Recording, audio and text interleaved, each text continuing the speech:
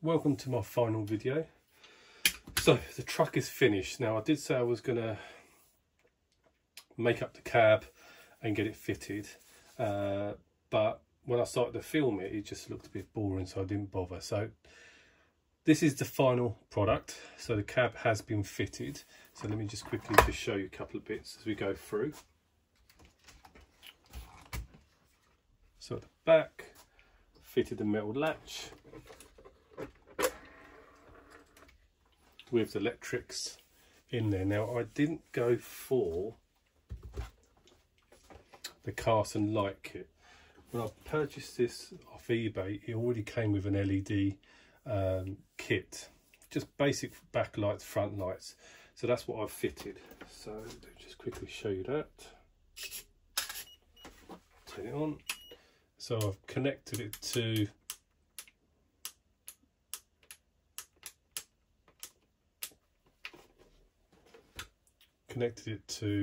the receiver via switch, so that means you can switch the lights on and off. So that's the back, and that is the actual front.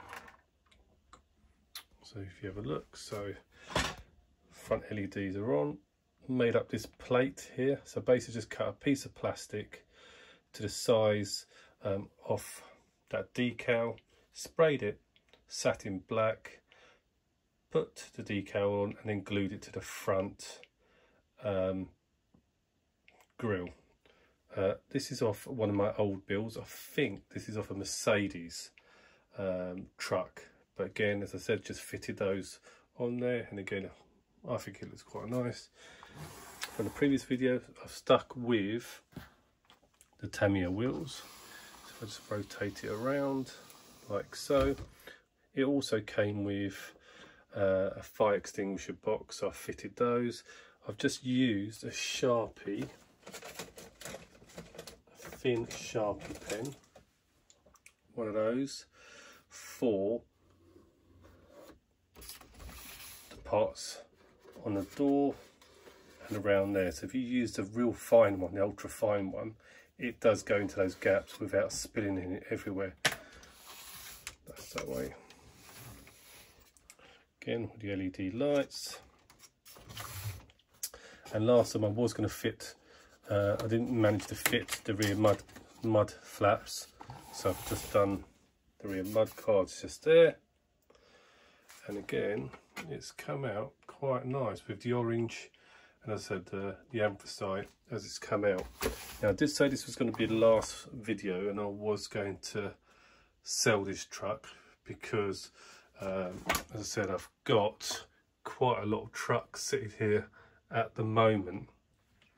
However, I'm now going to modify this truck. So what I've done is I bought some Mercedes 1850L chassis rails.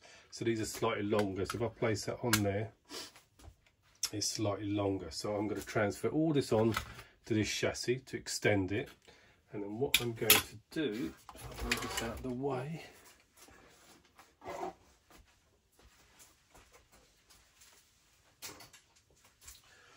I'm going to...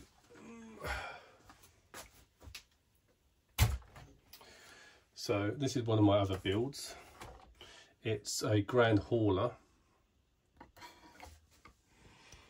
with a shortened Tamiya tanker off the trailer. So they're normally twice as long as this. It's been cut here to fit onto the chassis.